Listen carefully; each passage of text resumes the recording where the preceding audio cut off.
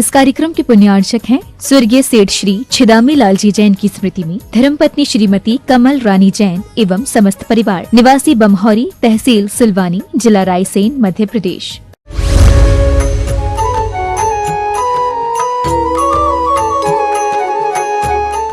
प्रश्नोत्तर रत्नमालिका की इस कृति में आचार्य महाराज इस श्लोक में प्रश्न उठा रहे हैं, उत्तर दे रहे हैं। इस श्लोक है कहा खलु नालम क्रियते दृष्टा दृष्टार्थ साधन पटियान। कहा खलु नालम क्रियते दृष्टा दृष्टार्थ साधन पटियान कंठ स्थितिया विमलः प्रश्नोत्तर रत्न मालिकया।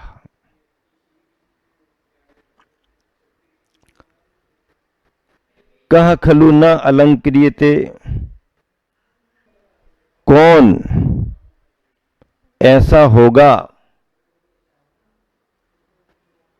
निश्चय से ऐसा कौन होगा जो अपने को विभूषित नहीं करेगा। न अलंकृते कहा खलु, अपने को सुशोभित नहीं करेगा, ऐसा कौन होगा।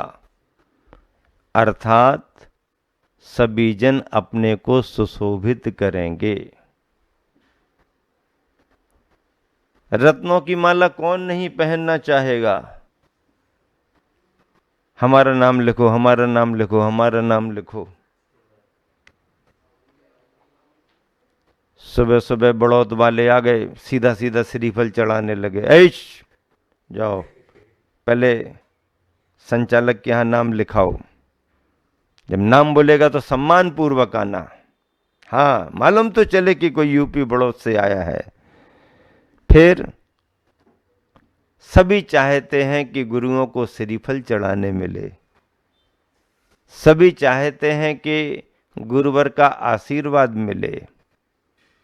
चुपचाप चुपचाप ले लिया तो वो भी आशीर्वाद है, लेकिन अगर कोई बुला करके और सामूहिक रूप से आशीर्वाद दिलाए तो उस आशीर्वाद का भी अपना महत्व है।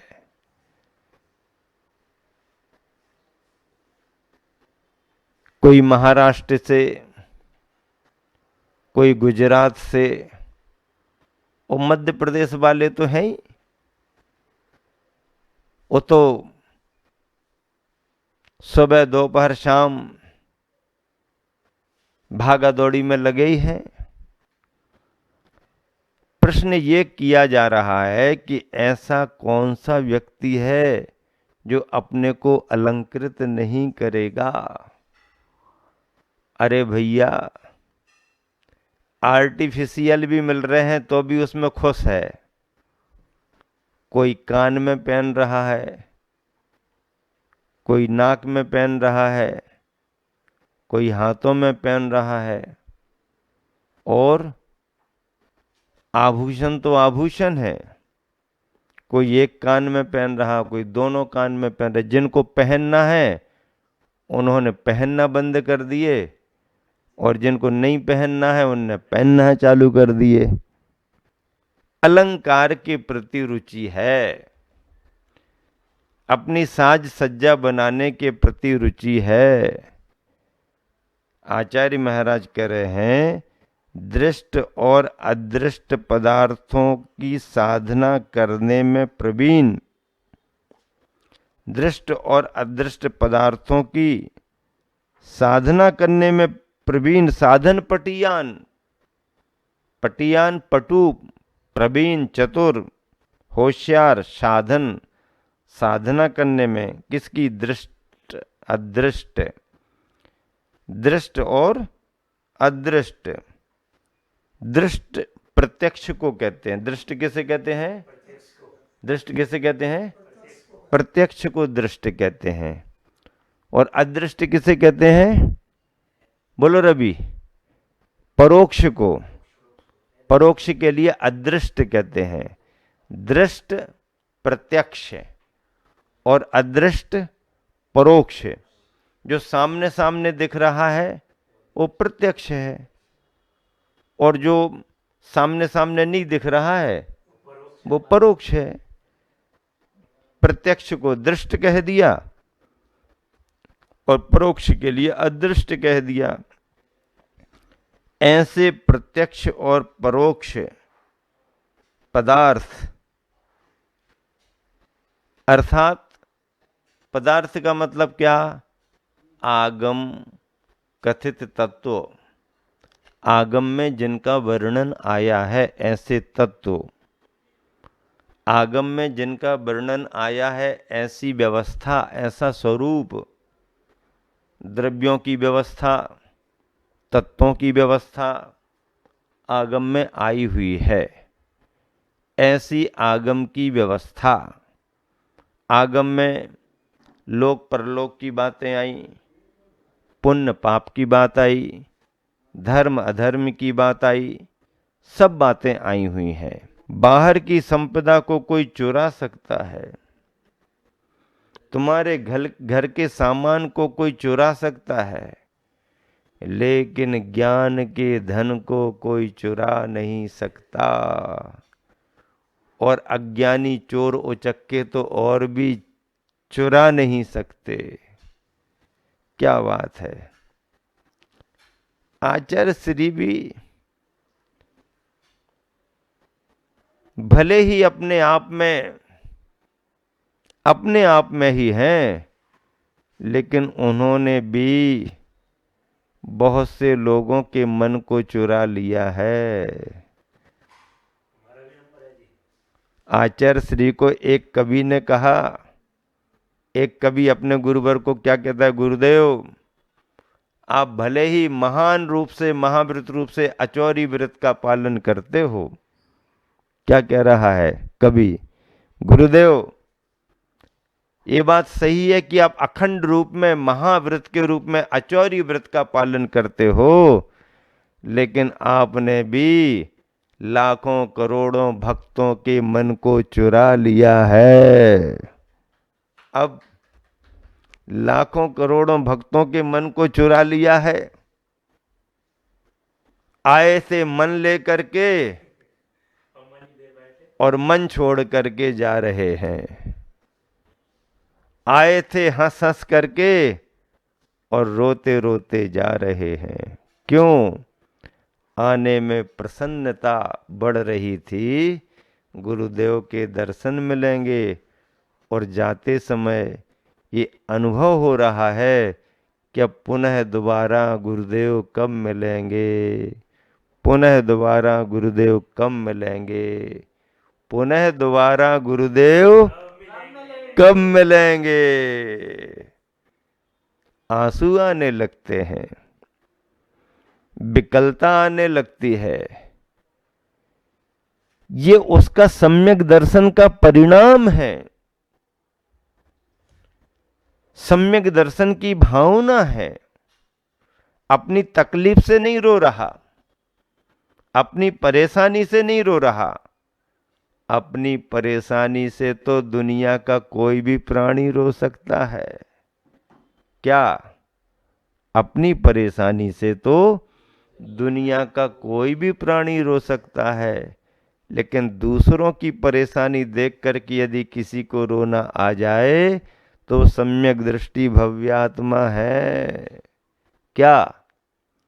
सम्यक दृष्टि भव्यात्मा है। हाँ, क्यों रो रहा है? गुरुदेव के पास से जा रहे हैं नहीं, जाना पड़ रहा है।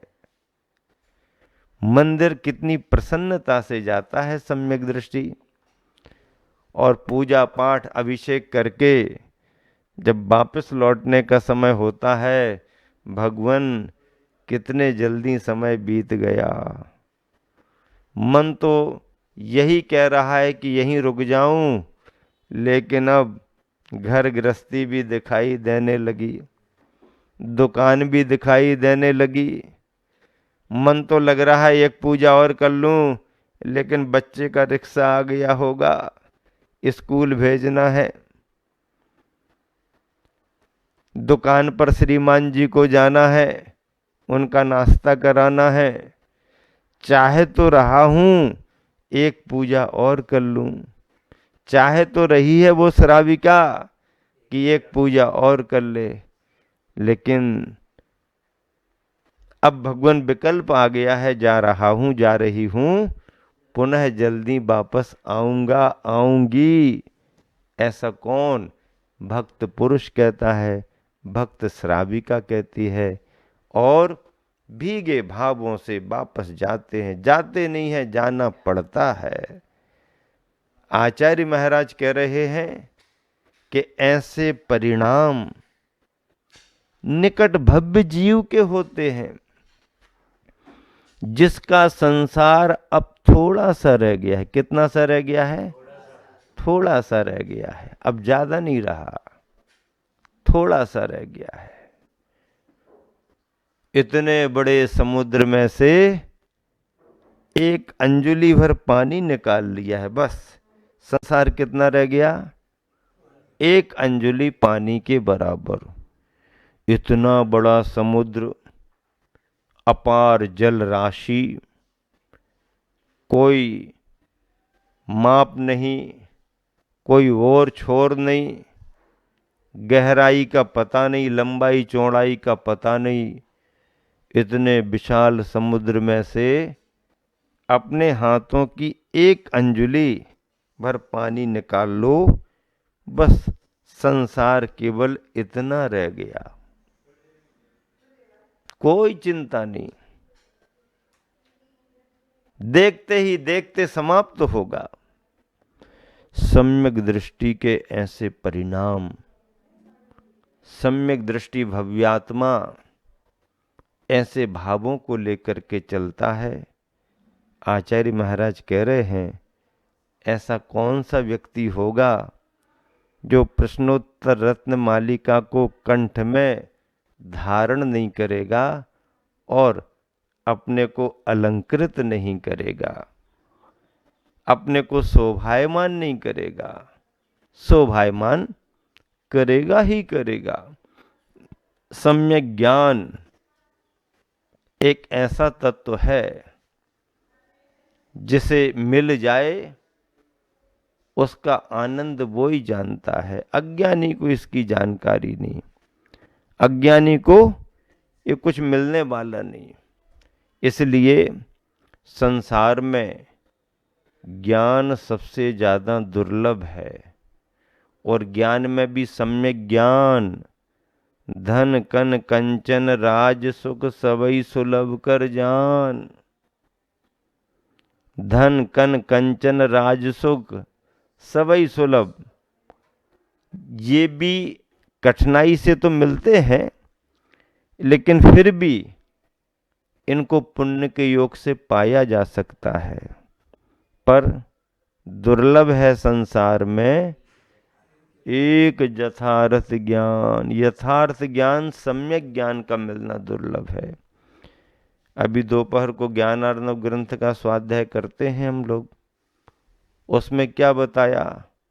निगोद से निकल करके स्थावरों में आना दुर्लभ, स्थावरों से त्रस में आना दुर्लभ, 2 इंद्री से 3 इंद्री बनना दुर्लभ, 3 इंद्री से 4 इंद्री पंचेंद्री बनना दुर्लभ। त्रस की पर्याय पाना चिंतामणि रतन के समान कही। क्या? त्रस की पर्याय पाना चिंतामणि रत्न के समान कही, और फिर त्रसों में मनुष्य की पर्याय पाना महाचिंतामणि रत्न के समान दुर्लभ है। ऐसी मनुष्य पर्याय मिल गई, देव शास्त्र गुरु मिल गए, उनके प्रति श्रद्धा जग गई, पुण्य का योग बढ़ गया, बस फिर क्या है? कंठ स्थितिया विमला प्रश्नोत्तर रत्न मालिकया। ऐसे प्रश्नोत्तर रत्न मालिका को कंठ में धारण करो और अलंकार को शोभा बढ़ाने के रूप में अपने गले का हार बनाओ। गुरुदेव अगर कठोर भी बोल दें तो भी शिष्य को प्रसन्नता से उसे स्वीकार करना चाहिए, ये सोच करके इसमें भी मेरा भला होगा, इसमें भी मेरा भला होगा, क्योंकि गुरु ने कहा है तो भला ही होगा। गुरु कह रहे हैं तो भले का विचार करके ही कह रहे होंगे। ऐसे गुरुवर के वचन मधुर मिले तो मिले, ज्यादा मधुर के आदि नहीं होना, ज्यादा प्रिय प्रिय सुनने के आदि नहीं होना। गुरु के वचन कैसे भी हों, शिष्य के लिए हितकारी होते हैं, कल्याणकारी होते हैं। गुरु समय और आवश्यकता के अनुसार अपने वचनों का प्रयोग करते हैं, और भाग्य से सौभाग्य से अगर शिष्य को कोई मार्गदर्शन मिल गया, कोई आशीर्वाद मिल गया और आदेश मिल गया, तो फिर तो कहना ही क्या है।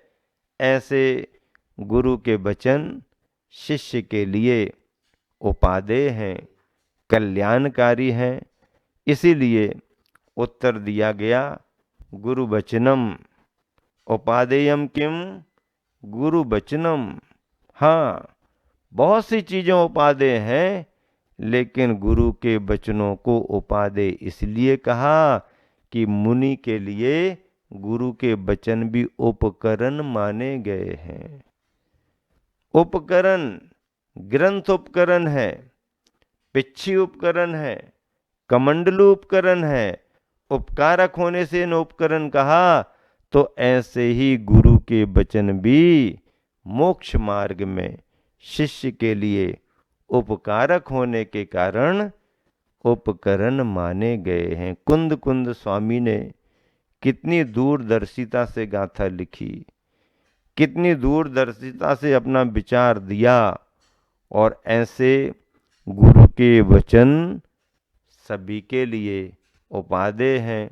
इस कलिकाल पंचम काल में हम सभी के लिए गुरु का मार्गदर्शन, गुरु की कृपा, क्या गुरु का मार्गदर्शन, गुरु की कृपा सबके लिए जीवन में कल्याणकारी है, मंगलकारी है। इस तरह प्रश्नोत्तर रत्न मालिका के छोटे छोटे प्रश्नोत्तरों से बड़ी बड़ी ज्ञान की गहराई, बड़ा बड़ा मोक्ष मार्ग का चिंतन गुरुओं के माध्यम से निरंतर सभी को मिलता रहता है। सभी को मिले, इसी शुभ भावना से विराम देता हूँ। महावीर भगवान की जय।